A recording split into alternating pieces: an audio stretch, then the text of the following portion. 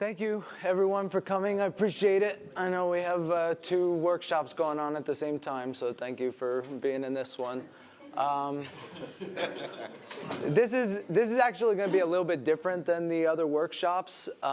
It's more of a discussion with you. And I want it to be kind of as interactive as possible.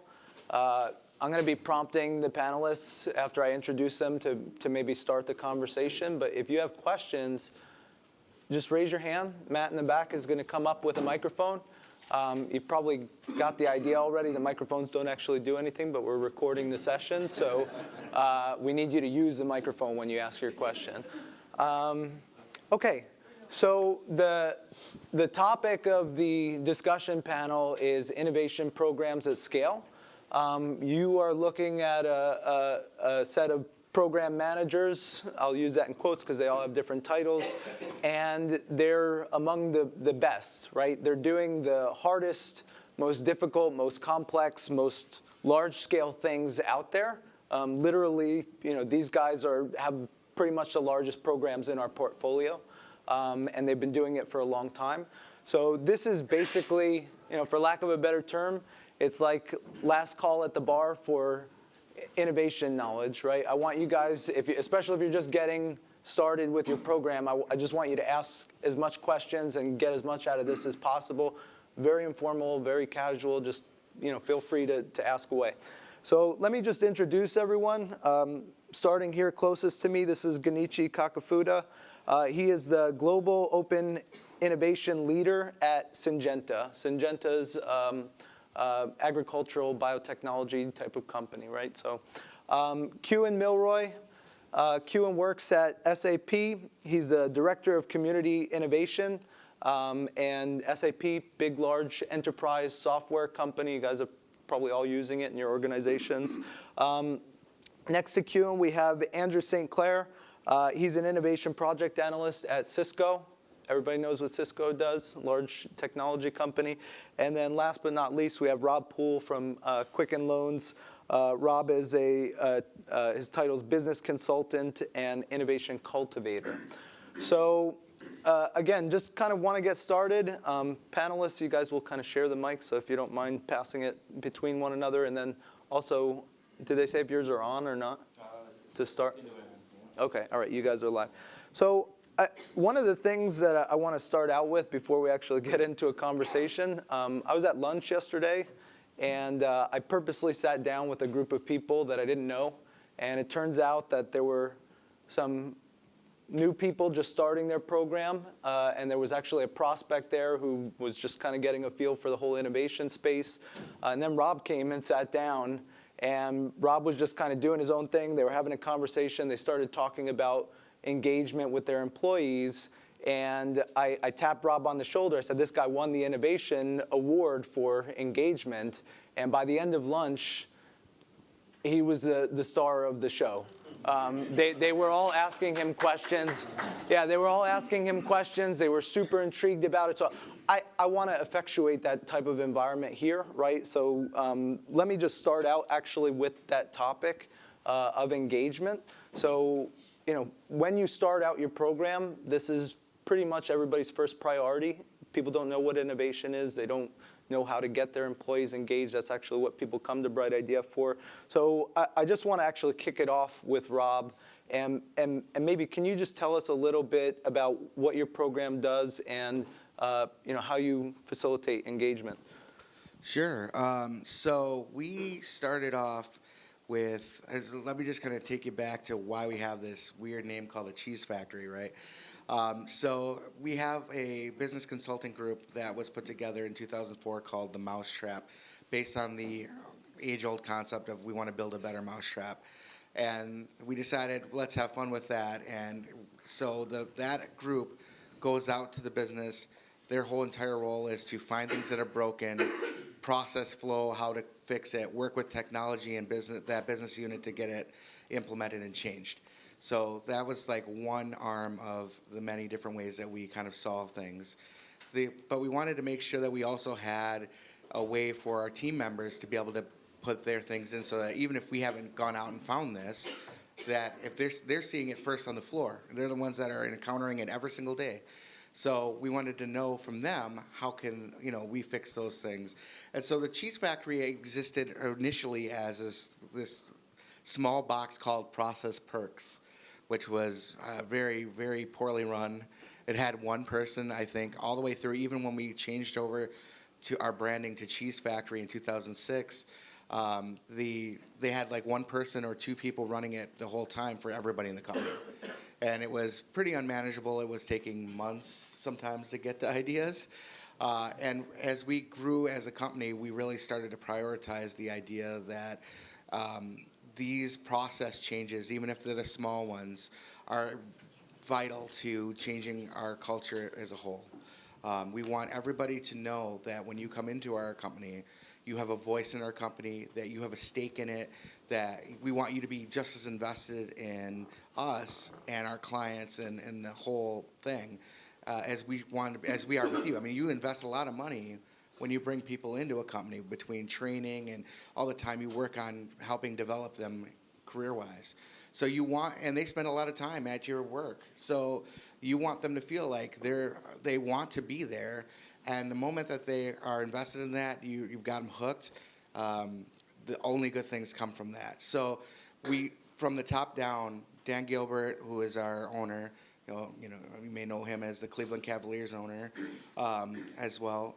He made sure that the edict was that between him, Bill Emerson, our CEO, and everybody in senior leadership, we would, the first moment you come through the door, when we have orientation, which we call Full Throttle, you're told about the Cheese Factory and here's how important it is.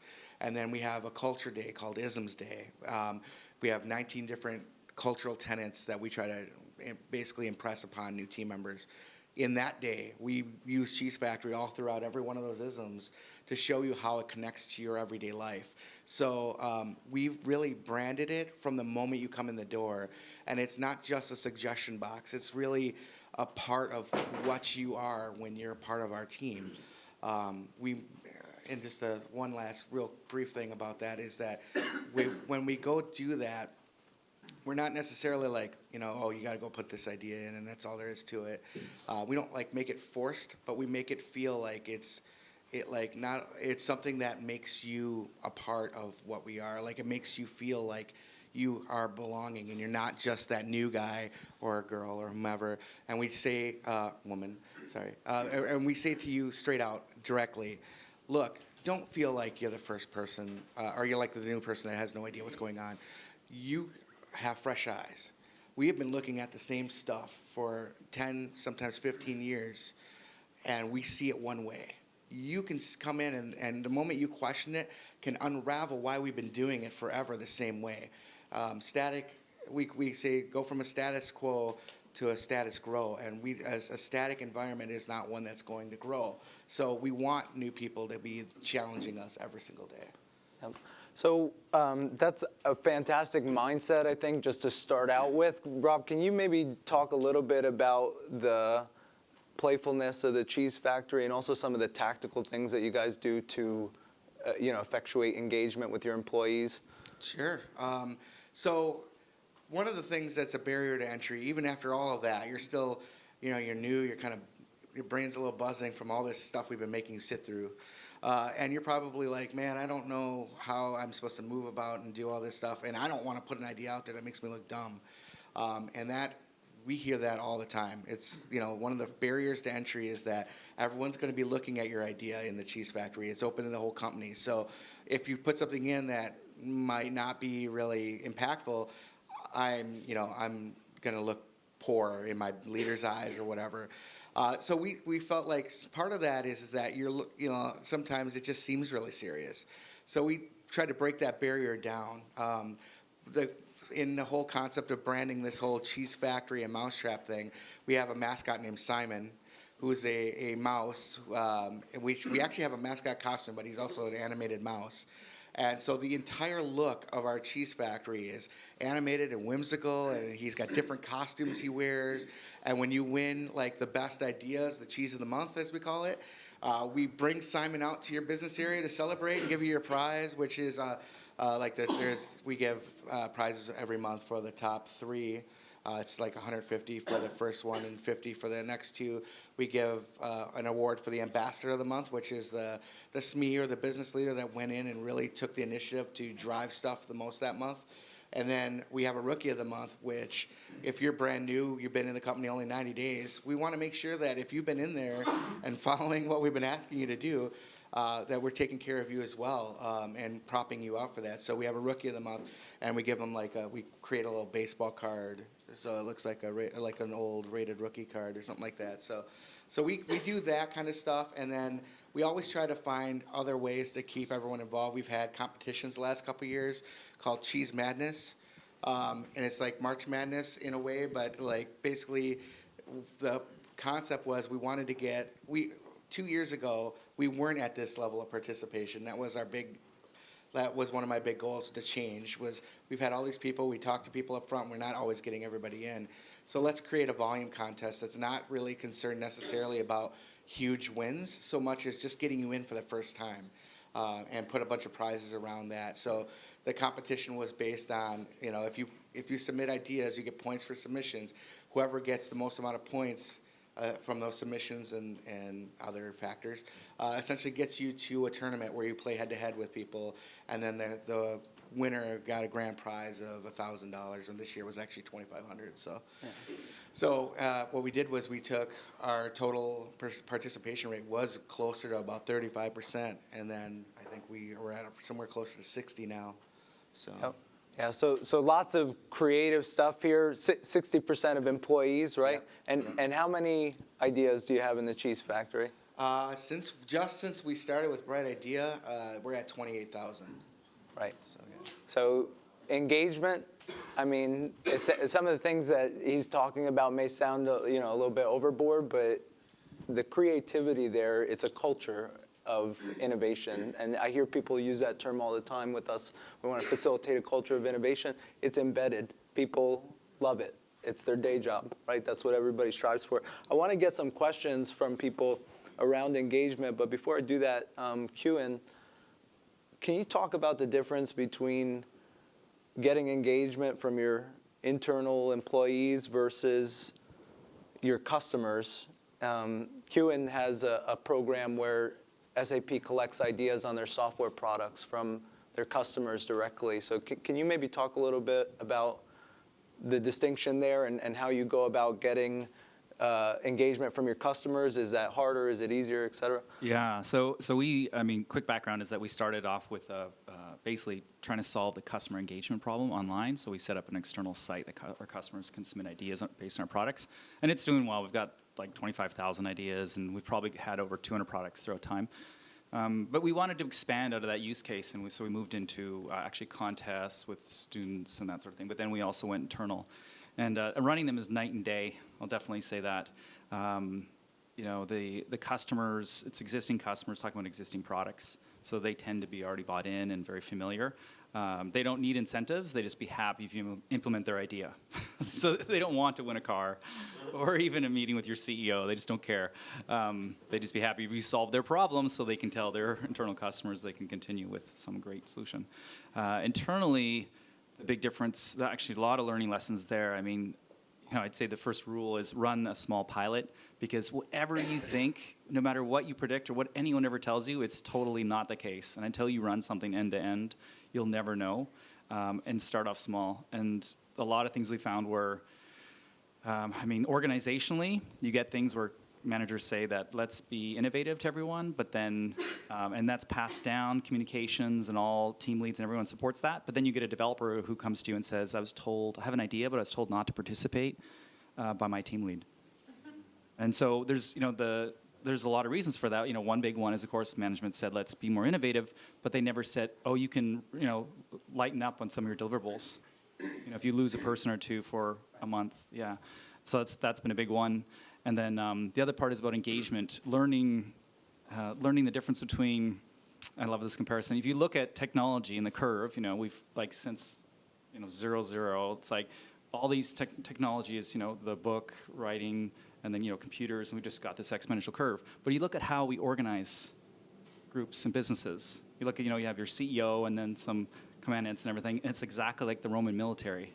It's like, I mean, almost, it's pretty much the same, right? So we have not innovated on that model at all, and that's still, we all work for a manager you've got a bunch of peers, and they work for someone else, and that model hasn't changed. So what we realized from a communication perspective is that there's this shadow network within the organization, and that's the group you want to tap into. So we now look at how you engage and find the multipliers within your organization who can send a message out to participate in contests and become active and get them much more involved.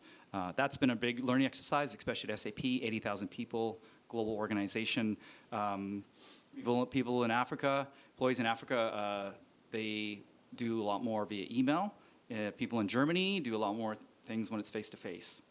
So that communication mechanism is different throughout the world, and you have to be conscious of that, or else you're not meeting your diversity initiative, which of course we know promotes better ideas. Yeah. So does anybody have a question or two? Remember, if you could just raise your hand for the microphone, just around engagement and what these folks are doing. Yep. So the issue that you just raised about people not being given the time to be innovative, you acknowledged it as a problem, but what are you doing to help solve that? I think we all struggle with that one. So first of all, I mean, SAP has so many different innovation programs. They're kind of like, there's a lot of cowboys, but there's a lot of problems with that too. So to say how some have solved it, so we have one program, it's an entrepreneurship program, which takes, instead of just taking someone's idea as a solution, it takes the person who creates it and gives them some time. And basically our I don't know what you call him now, our product and innovation lead, the guy who owns that area, if someone's idea is chosen, so you're allowed to work on it kind of like Google 20%, without really formally saying it, but you can just work on it a bit. But if your idea is chosen, you get 2 months. You and another colleague get taken out of your role for 2 months. And that's been it's almost, I'd say, a strict mandate in the sense that if you have an idea which is kind of a low barrier to entry, and you don't really have to ask for permission for that, you then get chosen. It's hard to say, no, this person can't continue. And I think the other thing that's happening, I wouldn't say it's as formal, but the discussion that I'm going to lose 2 people from my team, I can't meet my results. I mean, it's kind of weird to say that you have to have that, but there's been a really big focus on listening to our employees and taking their ideas and having those be able to bubble up. And we've been doing that for years, but there's always been, it doesn't bubble up high enough, right? So it never gets enough funding. There's lots of stuff like that. Just everyone's innovating, but 90% of it might not go anywhere because it just doesn't have the process to. I think there was another question. Kirpal? You talked about the shadow network, a multiplier effect. How do you find these people? How do you find them? For the couple campaigns where we've used that, it's usually people who are involved in the campaign, the lead, and then kind of the communications people, knowing people like that. If you have the connections into each of your regions, you can literally go ask who seems to be the person that everyone listens to. And I wish we had some software product that analyzed this, but it's definitely a social networking software product out there, a model out there where you'll see these, you'll see like one person in the center and then 20 people or 100 people around them, and they hear and follow. And that's the type of person you want. And just as an aside on that too, when you engage with them, make it very quick and very discreet what you want them to do. I want you to send this email template to your group, and here's what it says, and send it to them. It should be 2 minutes of their time, because they're busy people and just like everyone else, and they will do it. And all they need to do is just say, hey, check out this contest. It's really great, and there's lots of opportunity, blah, blah, blah. Yeah. But it's hands and knees. I don't know. Yeah. We haven't done analysis on emails or anything like that, but I'm sure there's stuff you could do. Yeah. I think even if you pick them off the internet, you send them an email, that would still help, right? Generally. Yep. Yeah, I mean, definitely try it. I mean, we're still learning that one. So I want to change gears a little bit and kind of zoom out. And obviously engagement, really important type of outcome as you're getting started with your program. But these guys are way beyond that point. So I want to talk about success and what that means to your program today versus what it's meant in the past, and where does that go from here, basically. And I'd like to start with Andy from Cisco. They've got a fairly comprehensive program. They do all different types of activities hooked into the CEO and so on and so forth. So Andy, can you talk about success for your team? So you've got to define success, right? Innovation is a really long journey. Cisco's been doing this in partnership with Bright Idea now since, I'd say, close to 2008, so eight years. And it's only in the last, I'd say, 2.5 to 3 years that we've actually been able to measure a tangible business impact figure or outcome from a lot of these ideas. So that's a huge lead time, right? So prior to the last 2.5 years, when we've actually been able to measure an impact, we've had to justify the existence of our program to the broader Cisco community. And a lot of that is done through just grassroots innovation, measuring engagement metrics, making sure that success stories do go out there. We ran a hackathon, a workshop, make the leaders look good, make them look innovative. So it's been a lot of that up until the last 2.5 years. And over the last 2.5 years, I mean, we've really accelerated our program through being able to work with a lot of the idea owners and the project teams that are built to capture the finer details, the intricacies around what impact does their idea deliver to the business, whether it's time savings, revenue generation, cost avoidance, and really build metrics around that. And it gets really quite dirty. There's no magic wand that you can wave over it. It's a very consultative type approach that Cisco uses still.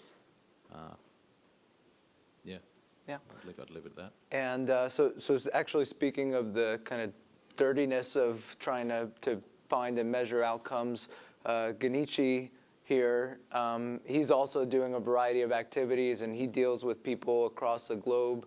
And he started out with something that was really, really complicated to do, especially for Bright Idea architecturally and so forth. Genichi, can you talk about dealing with the dirtiness of trying to track things in your organization and perhaps like, you know, the disparate geographies and stakeholders and so forth that have to fold into that?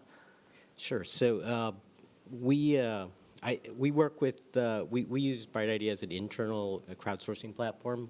We also work with a lot of external platforms, third-party crowdsourcing platforms. And, you know, there's such a diversity of things that you can do with crowdsourcing that the outputs that you get, some of them are tangible, and you can measure them, and some of them are very intangible. Probably a lot of it is intangible stuff, but probably some of the most valuable stuff is the intangible stuff that you get in. So what we try to do is at least track the tangible stuff, and I think that alone you can justify, and you get enough return on investment that just justifies your program. So as I said, we work with a lot of different crowdsourcing platforms, and I asked each one of them, you know, how do you measure the return on investment in crowdsourcing? The consistent answer I get back is, well, when you figure it out, you come tell us. So it is messy. It is very, very messy, but it's so diverse. So, and the applications are diverse. So, you know, you're going to have a lot of that anyway. Yep. And have you seen any successes or specific, you know, challenges in terms of rolling all that stuff up across the disparate platforms, geographies, stakeholders, et cetera? Yeah, we're a global company. You see a lot of cultural differences. For instance, from our UK site, we'll get a lot of ideas coming in because you know, they're very good at solving problems. From the group in Beijing, they're a little bit shyer about posing a solution because they don't feel like confident enough that they can post a solution, but they'll post questions or challenges, and so you do see that sort of cultural difference that you want to try to balance out and get as much diversity of inputs into solution making as you can. But it is difficult, but that's one of the advantages of the IT platform, right? Is it's 24/7. You know, China is 12 hours opposite from where we sit in North Carolina. So being able to get input at night and then seeing it in the morning and working through that helps a lot. Yep. By having that platform, because either that or you have meetings at 7 or 8 or 9 or 7 or 6 in the morning. So. Yep. Does anybody have any specific questions around success and outcomes, whether it be financial or non-financial? Take one in the back first. Andy, you touched on something I think is pretty important, which is making your sponsors look good. Are there any success stories or any points of advice that you could share that really worked well for you? I think, so we do a lot of case studies. So every innovation event that we run, you always have to do follow that up by a case study, announce the top 3 winners of that hackathon publicly, give them the reward and recognition that they deserve, and obviously then thank that challenge sponsor or thank that hackathon sponsor for their involvement.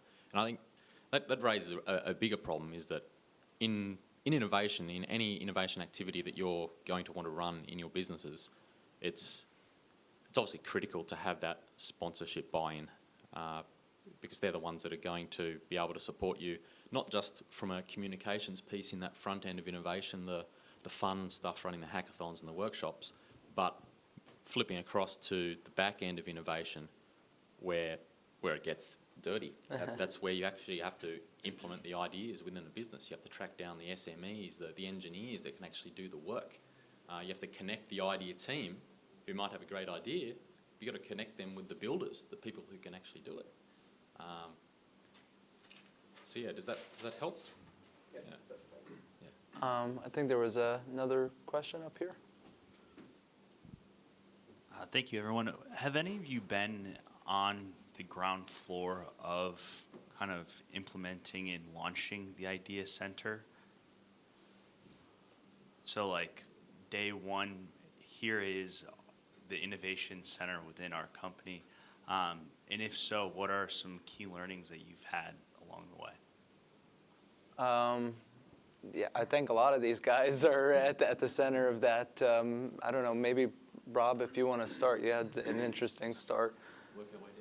Well, I wasn't there when we first launched our innovation, but the one thing for us is that we've been introspective every year, every few months even. We're looking at our process, we're trying to basically tweak it, make it work better, because we know that there's no such thing as magically perfect. It's never going to happen. So in the sense that, this is a great example. At one point, all of our innovations sort of kind of flowed through just Mousetrap. It was just Mousetrap doing it. They were aligned under IT in our, and as far as our business groups went, and that was the end of it. That was how it was for years, and no one even challenged that. And then when Cheese Factory came along, again, under Mousetrap and IT, 2 years ago, we broke that out and decided that we're going to split everything apart. And Mousetrap and Cheese Factory now exist under Client Experience. And Bullet Time, which is our 20% time, which was tied to Cheese Factory before, was split off and became an IT project. So you're always reinventing how your innovation network is going to work, so long as you're introspective enough to see that what is or is not working. And I think you always have to have checkpoints to come back to that and say, is this exactly how we want to do it? Like our SLAs that we have for our team members, 24 hours in, you get a message that says, we've seen your idea and we're going to start digging into it. By 90 days, we have yes or no, not implemented yes or no, but that we're going to go forward with it. But by that point, and then from there, we work on for the next 6 months trying to get it implemented. Before that, it was sort of scattered, and whenever we could get to an idea and get it done, it would happen, but it wasn't as confined. And we've just, as along the way, felt like, just as any client outside the company would expect you to have a thorough process and a quick timeline to move through their loan, as far as we're working, we'd want the same thing as team members from the Cheese Factory and our ideation team to say, hey, if you're going to go through and go through these ideas and tell me what's going on, I can't just let it go in a black hole and never know what's going on. So as a whole, you're always going to have those checkpoints. You're going to set up those toll gates to figure out, all right, is this the right process for us? And if so, what should we change? So that even if you're starting at the ground floor today, it will never look that way within a year, maybe within 2 or 3 months even. Yeah, so and another interesting thing with regard to that is that, a lot of these guys are dealing in multinational, tens of thousands of employee type of organizations. So the inception of innovation, I mean, there's been a lot, what we see at Bright Ideas, there's pockets all over the place, and then these guys are starting a program for a particular purpose, right? So I don't anyone else? I mean, I know Genichi, you went from 0 to 1 basically. Do you have any advice for people who are kind of just starting out? Yeah, I wasn't there at the launch of it, but as Rob said, it's an evolutionary process, and I think in the beginning, the first thing, as has been mentioned before, you have to have senior management support and resources to launch it. And with the launch, there was kind of a mandate that you shall crowdsource to the organization. And everybody crowdsourced, and then it starts to drop off because they fulfilled their duty or their requirement. And so as Diane from GE mentioned yesterday, we also did the shift of focusing on providing value to our customers. So we're again a center of excellence or service organization. We facilitate the use of different platforms, and we've put a focus on really getting value and impact for our customers the best way that we can, so it becomes sustainable, that it's not a mandated sort of thing, but it's something that can continue and grow from the ground up over time. So we've implemented different ways of trying to create value for our customers. We try to be better at engaging with them and really understanding what their problem is. We found that when we went back and looked at some of the solutions that came in, you go back a year or two later, and a portion of them were never implemented as solutions, even though at the time they met all the criteria that was set out initially as the criteria for an acceptable solution. And so when you dig into it, you start to find out that maybe we solved the wrong problem, and so and that wasn't why it was engaged, or maybe we were looking for too disruptive of a solution, and they really wanted something incremental, and they didn't want to blow up their workflows or processes to implement something that was way out. So we spend more time now engaging with them, trying to understand the root problem. There's the old story about they'll come to you and say, I need a 1/4-inch bit, can you find one for me? And what they really need is a 1/4-inch hole, and a bit is not necessarily maybe the best solution for them. So we try to understand their problem better in the front end, so that in the back end we get more impact because the solution was actually implemented in their process. So it's evolved from an initial sort of you shall crowdsource to let's focus on creating sustainable value to the people that we're trying to serve. Yep. Any other? Yeah. Please. So I so much I agree with that, and I think just a couple things, maybe as recommendations, you can take them or leave them. Going back, I probably would have liked to have a consultant who knows this stuff inside and out, and just put it all in perspective, because hackathons, contests, challenges, they're all different, but when you start out, it's all the same. It's really hard to see. Yeah. And so two things for that. One is get someone to talk to you from a strategic perspective, just about innovation and programs and how, what your goals are. And then they'll be like, I want to talk to your executives. And so that's a really good conversation to have. And then get a perspective of where you should focus. And then running your first challenge, it's such a waste of time to screw up on the process. The process is it's not rocket science. It's pretty straightforward and boring. But the subtle little questions on how do you define a good problem statement, and maybe you'll spend hours on that, but you're asking the wrong person. Like your audience we're actually just talked some of this. Is it the retail staff person, or is it an engineer who has technical ideas about and knows computer knowledge? And that thing that you don't hear that anywhere, but that is the rocket science. And to have someone who's been through 1,000 of those to help you niche that out will just totally set you up for success, as opposed to definitely, you get all the way through and you've done it and you've nailed the process, but the ideas suck, or you're your team is like, we don't want to offend anyone, so we're going to kind of like them all. And it's just, like, and then, yeah. And so you start to get in cultural things on just pleasing people and that sort of thing. And you need someone, a professional, to come in there and say, no, we're not even going to start this if that's the way you're thinking. But it's hard when you don't have that confidence and knowledge of the experience.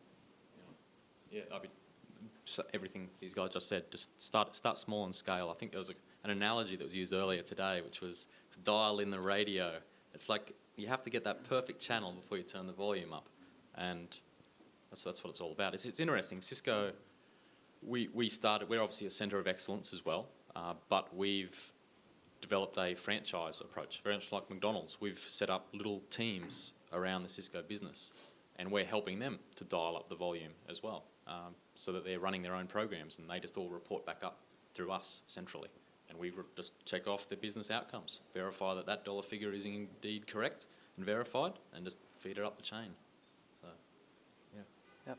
So again, want to change gears a little bit, keeping in mind, very different organizations, very different goals that need to be achieved. Rob doing kind of suggest type activities, 20% time he mentioned. Andy at Cisco basically does everything under the sun. Kewan goes out to customers and tries to collect enhancements to software, and Genichi doing more discussion forums and technical problem-solving challenges, scientific organization for the most part. How do you guys resource these types of activities, and how has that resourcing kind of changed over time as you've tried to scale up and build impact in the organization? And Andy, if you want to start. That's a good question. I mean, Cisco, big company. We've been fortunate enough that we started in a very small engineering community, actually. So we started with our support engineers. Deployed the Smart Zone or Bright Idea platform. We call it Smart Zone. And just used that as a proof point. Make sure that we had good traction. We were getting ideas submitted. We were, at the time, trying to move ideas through to the incubation, implementation, so we could develop some sort of success stories at the end of that. And then, after we developed that proof point, we actually are now centrally funded from the services organisation. So we get a nice fat budget every year that we can then allocate to various resources and activities that we need to accomplish. So, yeah, it's sort of easy days for us, to be honest, compared to a lot of the guys I've spoken to. Yeah. Yep. Anyone else? Kewan, since you have the mic. Yeah, sure. Yeah, we're a small team. I mean, it's funny because our product enhancement stuff, we have like 70 of those right now, and then the internal ones anywhere from like 5 to 12, and there's 2 of us. Yeah, it's brutal, and it's good that I'm one lazy and 2 don't like making decisions. So I try to design processes and things that reduce the effort. You can definitely automate a lot. I've been really, I think Greg will share this too, is you push a lot back onto the teams. So really setting an expectation up front. The comms, I mean, SAP is really good at communications internally, apparently. I didn't know this, but they are. Yeah, there's a lot of connections, a lot of communication. So we'll review communications. We got our best practices, but we push that out, and that's a big time suck, doing all that. I live off PowerPoint templates in the sense of not ones that you'd ever present to someone, but just build them up and put every single question in there, and they have to fill all these fields and all this sort of stuff. And it's interesting as you walk through that with people, with stakeholders, and you say, and you start asking them like, oh, how would you know?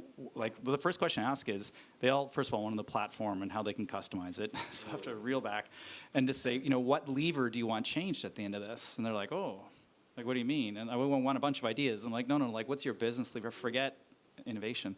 And so resetting expectations really helps, I think, get them prepared and a lot more educated, as well as a little more comfortable that it's about business, it's not about the tool and the platform.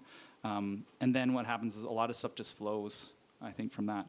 But definitely pushing back as much as I can onto the stakeholding teams. Yeah. Rob, any comments around resourcing?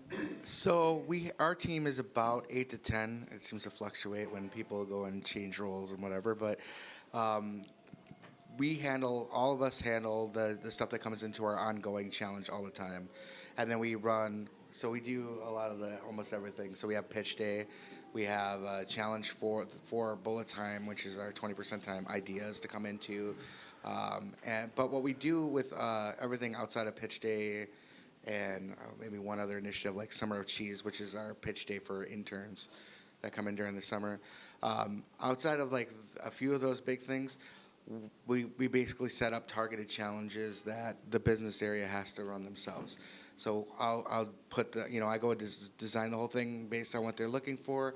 We have that opening conversation that says, all right, so what are we looking for? What is our goal? What are we trying to achieve? And here are let's set the time, like the deadlines and how this is going to work for the checkpoints along the way, so that you have the right people in there going through the ideas, that you can judge these ideas in a way that is effective, and it's not going to be something you just toss aside when you're done.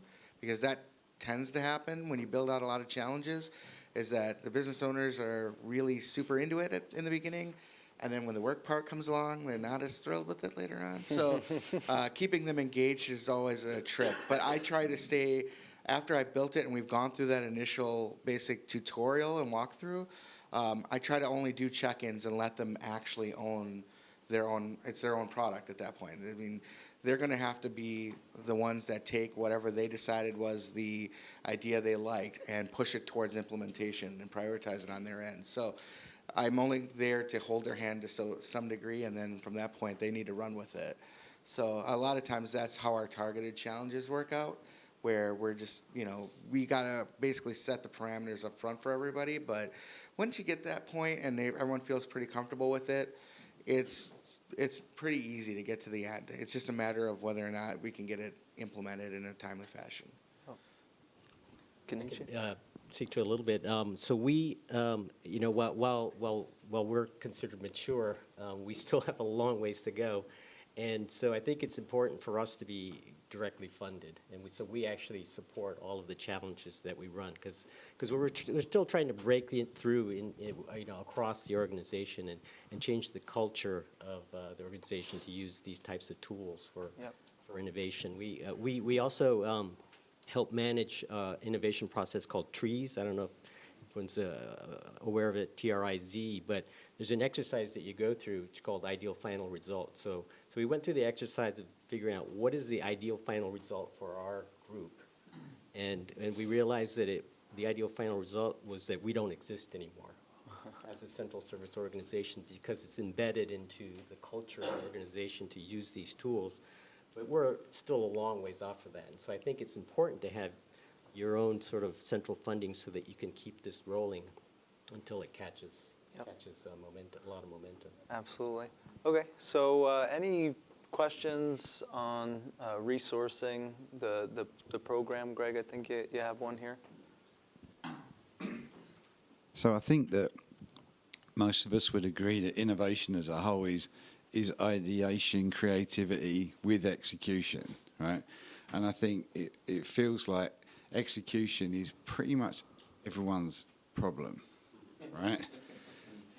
So maybe this is a bit abstract, but do you think we do ourselves a disservice by calling ourselves an innovation group when we're not responsible for the most important part of it? Because does that give them a feeling that we're going to make it happen? Because I think, and centrally funded, I mean, I'm centrally funded, but I'm centrally funded for the ideation, creativity part, not for the execution part. Right? Yep. I mean, I'm just kind of curious on you guys' thoughts about that. Yeah. Well, so we've changed our name. We're so we are. That's the maturity part. Yeah. So we used to be Open Innovation, but Open Innovation is really a lot bigger than that. So actually, we call ourselves now Crowdsourcing and Innovation Systems. What we think our endpoint is that in a lot of our processes, is we deliver a project that's going to get funded into the portfolio, or we deliver a collaboration that's going to get funded, or we deliver a technology idea that will get implemented, or it gets archived. So we see that as the end of our what we call the fuzzy end of innovation. So we do execute to that point. But yeah, you're right. We aren't taking it to the market. Sort of. Andy, I think you had a comment? Yeah, I mean, very, very similar to that. I think the incubation piece is... So let me start again there. The name of my team, Services Innovation Excellence Centre. So we're an excellence centre, we're a centre of best practice around innovation. We really nurture the innovation. We provide, I guess, that best practice and the frameworks for these teams to work within. So we've got various offerings around lean startup approaches that we can help direct the best idea owners or the best idea teams to. We help to connect a lot of the dots around the business. We've sort of mapped out the whole landscape, so to speak, of Cisco, so we know who to go to for what technology or what type of service we're dealing with. So we're facilitators, we're glorified facilitators. But in saying that, we are working with other external vendors like Top Coder to help rapidly prototype various ideas that are of potential merit to try to sort of stimulate that incubation piece. And then taking one step back, every activity that we run within the Cisco business around innovation, number one thing is to make sure that sponsor, that executive sponsor you're running the activity for, has the resources and funding to execute themselves.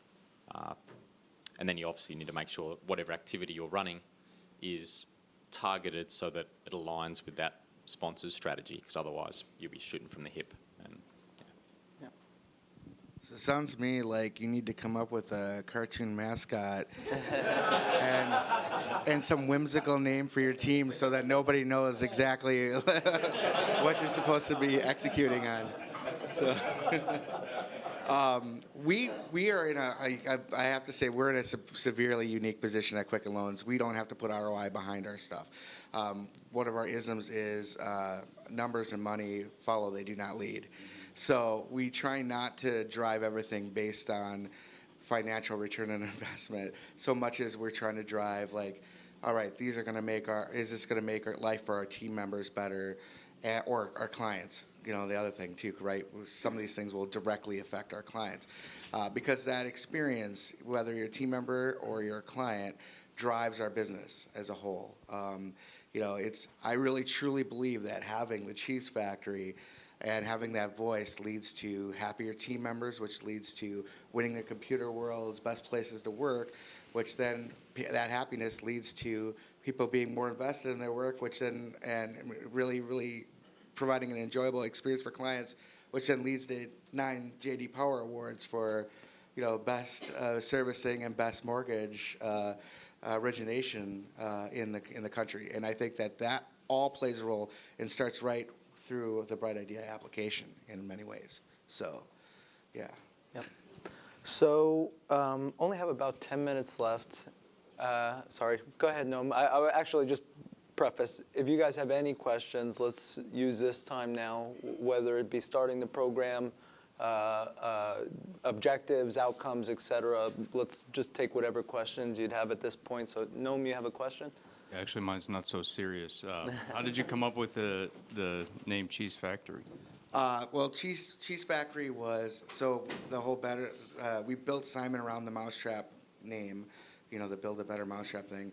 And we thought it'd be kind of fun to have Simon in a factory where he could go get all these little cheeses that are delivered to him, essentially. Those cheeses being people's ideas, right? So you know, it's sort of weird because I've also kind of joked about it and said, well, to build a better mousetrap, that means our mascot, essentially, we're figuring out a way to kill him. But all that being said, it's the cartoony cheese factory gimmick works really well for people because I think that they're like, you know, it may not be the easiest thing to remember. You know, what was that called? The innovation, whatever, because it sounds very corporate after a while. But there's no way you can forget what the cheese factory is. So that's how it works for us. Any other just general questions, Kirpal? Okay, sure. I'm curious, sort of on a percentage basis, just to maybe make the answers a little bit easier and shorter. For the four of you, would you say that, or what do you think the percentage split is in the time or the effort or money, however you want to characterize that as, that you put toward like process improvements, internal kind of incremental gains versus actually putting together new business lines and incubating a substantial new business line? And so can you kind of describe how that goes for you? So let me have a first crack at it. So in my experience running a lot of these innovation activities and helping to lead some innovation strategy at Cisco, what we find is the way a traditional business functions with their quarter by quarter KPIs and targets, to some extent it does hinder the innovation process. And what we find is when we're scoping out business problems or opportunities to solve for in our activities, that these teams want to demonstrate results fairly quickly. So when you look at, I guess you're all familiar with the 3-horizon approach.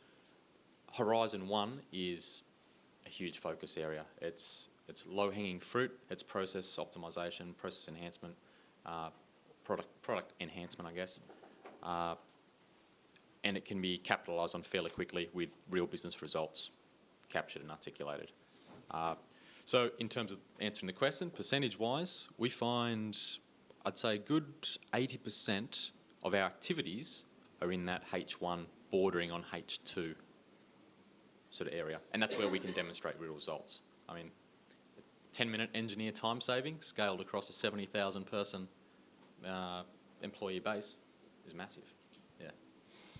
Do you frame it that way as well? Like when you go out to challenges, do you frame it that I'm looking for quick wins? Or? No. We lay out the options and then let the organisation we're going into decide what works best for them. I mean, if they want a lead time on a project to be 2 years plus for potentially one of those H3 huge new revenue channel type things, then yeah, we'll help them do that. But if they need to deliver results now to justify their own existence, let's focus on H1. Let's get it done. Yeah, that's an interesting one. I mean, it make me think of Coca-Cola's marketing team, and they break up their. They have 70% for operations and 20% for new business and 10% for innovation. And so, in a pure sense, I'd almost say that an innovation program may never focus on the 20%. Like once you've tried something and you're like, oh my God, this could be $1 billion idea. Well, then it goes to a team. You're done the ideation and you're done the pilot projects, right? Or at least it's in the second phase of the POCs, and it's like it needs to get some higher visibility, higher, things like that. But you do have, of course, you have contests and challenges that you run that could ask for incremental ideas by nature or more disruptive. I mean, definitely have to decide that early on, because what you ask and who you ask is what you're going to get. We've had a couple. We're running one right now with a team, and it's killing me a little. But it's called Fix It, and it's about customer experience, and they want to know what's broken and the problem with the process. And they fundamentally just believe that, we're not talking about growing beyond, we're just talking about filling a hole. And so it's a struggle, but I couldn't get them to talk about another way, and it's a bit of branding. So you get stuff like that. So they're absolutely fine with incremental ideas. And I made that 100% clear. They're not getting anything disruptive out of this. And then another team we had called 1 Billion Lives. It was run for all of Asia, where we basically wanted SAP's products to touch 1 billion people by 2020. And so it's coming up with ideas on, okay, we need some sort of medical thing, and we should go into South Korea and engage with their medical system because that's going to touch 300 million people or something like that, like that sort of thing. And so much more disruptive ideas came out of that sort of campaign. But we're done. Like once those ideas came in and they decided, I have no idea what they're doing. So we're definitely not as tracked from a revenue perspective, but I do see that as the next step for us is to start keeping the relationship with those teams and seeing 1 year, 2 year, 3 year, how do those things pan out. It's interesting that you mentioned having something called Fix It and for more incremental changes. We actually are running the same thing. So one of the bottlenecks that you may all run into, and we are currently running into, is that whenever we have big projects are kind of the big things you want to do, right? Rocket Mortgage, we just launched that. That took practically all of our IT resources to pull that off. And now we're just trying to better it. And so we've never really pulled those guys back off again. And so we have to, because of that, we don't have anybody to really focus on the quick hits so that sometimes come through the idea, like the ideas in Bright Idea, and sometimes they come from business areas. So we are running, our 20% time team is running Fix It, where we take a focused set of ideas that have just been sitting there, and we all know they're all quick hits, and then we're going to run them through and try to get as many of them done in I think, a 90-day time span. So, I mean, it was interesting that you mentioned that, because that, too, I think everybody's going to run into that at some point or another, where you got really great big projects. Everybody sees the big wins in the big projects. It's harder to get people to see the wins in the smaller things, and they financially aren't going to bear out as much fruit, right? So now you're going to have that focus shift at some point or another, where you're going to have to make that choice. Do we still want to go with those? Because they're obviously good. They're still good for the company. They're just not that, you know? And you have to figure out with your IT team and with whomever else is behind that to determine how can we address those things so that these things don't fall off the radar and just completely get erased. Because a lot of these things are process improvements for your team members. A lot of these things are small incremental things that improve client experience. And they're good. They're important to have. So you want to make sure you don't lose them. Just on that note, so for our external product enhancement one, where we have customers, all their product ones are continuous, so they're continuously providing feedback. And the big thing is, of course, oh, my idea went in a black hole. And unfortunately, if there's 1,000 ideas, the product team can only do so much. Yeah. So it doesn't matter if there's 100 ideas or 1,000, they're still only doing 10. And the face value to a customer really matters a lot, because if they don't believe you'll do them, then they stop engaging, and then no more ideas and you fail. So the approach that we've recommended for them, and it's actually some teams have done it, some teams haven't, is you get 1 or 2 big ideas, a couple 5 medium ideas, and then a boatload of the small ideas. And I like to call them popcorn, because you just wolf them down. And we've had some teams which actually, the product management review process, every month we sit down, every quarter, go through all these ideas, you get quotes and talk to your developers. It's very intensive, but a lot of the popcorn ideas, a developer can do it in half a day. So they bypass the process. You'll have someone in the lead who can make the call, and he just gets these ideas and just throws them at the developers, and they just bang them off. So all of a sudden you have 50 ideas done, and the customers are like, oh my God, you just done an amazing amount of things, even though it may have taken 4 days of developer time, compared to one idea which takes 6 months. And that, imagine, because it's constant, it's for the whole company, you want to show that you're listening and you are taking action. It's a critical piece, I think, culturally, and just motivationally, incentive-wise, you need to keep it up. Yeah. Yeah, Genichi, any comments about the real mix? Quick. So we're focused and funded by R&D. So we haven't gotten involved in building new businesses and business models or products. But being focused in R&D, we can work on developing new ways of doing science and research. And so right now, agriculture is becoming much more digital. You have sensors and drones out in the field collecting data, and biology is becoming digital with the genome sequencing being dropped. And so with the shift of our industry moving into the digital field, and us not having the skill sets internally to try to explore and move into that area, crowdsourcing is a great way to get those skill sets and those consultants or those technologies in to shift your business. So our soy R&D team won the Edelman Award last year, which was from Informs, which recognizes excellence in analytics for industry and humanitarian purposes. And that was because they built a suite of analytical tools to help the soy breeding process, since that's becoming more and more digital. And about 90% of those tools were developed through crowdsourcing platforms. External platforms, yeah. Because we don't have the skill sets internally. So, mathematicians, statisticians, we need the modelers. 1 or 2 other kind of general questions, Kirpal? Yeah. The question I had was crowdsourcing fatigue. Like, I'm sure people get tired. How do you keep it fresh? How do you keep it interesting? Is it multiple? Do you limit how far apart these challenges are run? It's a general question.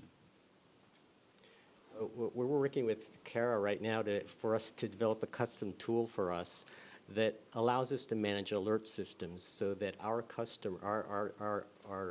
community can select what alerts that they receive. So they say, okay, I want anything that's related to chemistry, I want those alerts, but I'll turn off the biology ones, I'll turn off these ones, and so that we can manage the system so that the people who are interested in certain subject areas and are interested get those alerts in a more targeted way. Yep. Rob, maybe if you want to respond to that quickly, and then we'll just. Yeah, because we cast a lot of different nets, and so it sometimes feels like, wow, you guys are throwing a lot of stuff out there. But we kind of keep everything on a set schedule. So pitch day happens once a quarter.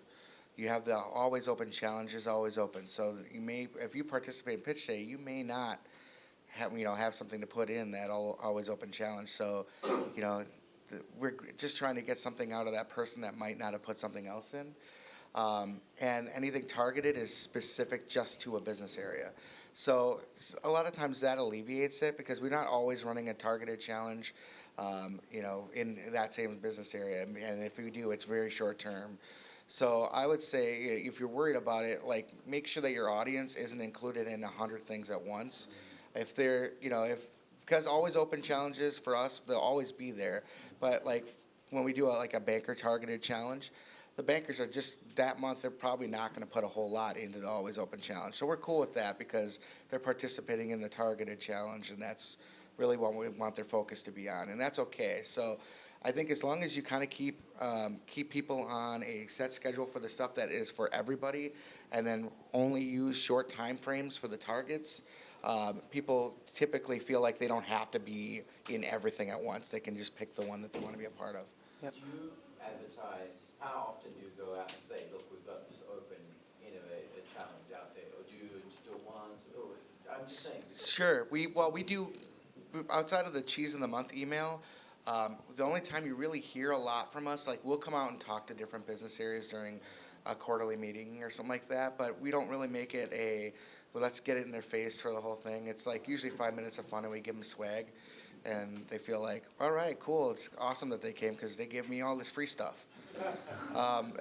So, I mean, even if they didn't listen to a word we said, they got like stuff out of it. So, at the very minimum, they'll be looking at that stuff on their desk later on, and then, oh yeah, Cheese You Factory. do it more informal ways of open challenges, like materials and promotional materials. Right. We're always doing something to just kind of keep people engaged, but we don't go too far with it to drive them over that edge. Because I think that if you, while it's part of the culture to be engaged with it, it's also, we don't want to drive you to the point where you don't want to do it ever again.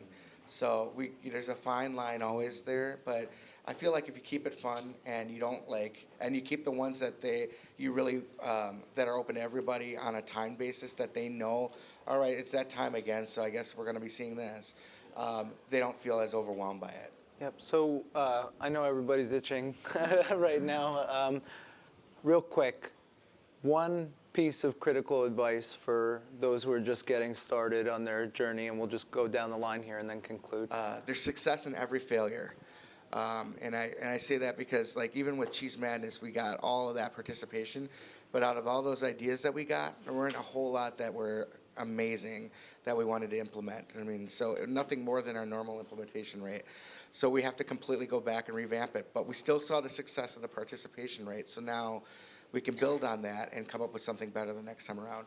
No matter how much you think this didn't really reach the goal you were looking at, you learn something from it, you can pull something out of it, and you can make things better the next time around. So mine would be short and sweet. Build relationships with your engineering community, or for Cisco anyway, because they're the guys that can actually implement a lot of these tool process enhancements. Yeah, that'd be. I already said one which was hire consultants for your first startup beginning. But to add on that, I think I think I mentioned this one too, is definitely the pilot. You'd be surprised. I mean, we ran one where 1,300 is actually about 300 people. We had one team that had about 150 people in it, and we expected to get the most ideas. Their manager committed. They delivered 0. We had another team out of Latin America, 95 people. We had like 30 ideas from them. That was ideas, and there was multiple people on those teams, probably half the people of that organization. You never know. You're all set up for success, and you can predict what you're going to get, but you just sometimes never know until you run a pilot. So start small and then grow. You'll learn a lot about your organization that nobody else knows. I just repeat what I said earlier, which is to focus a lot of time on defining the problem really well. Really get to understand what the root problem is, and so that you have impact in the back end when you get those solutions and that they get implemented. So focus on that. Fantastic. Let's thank our guests here.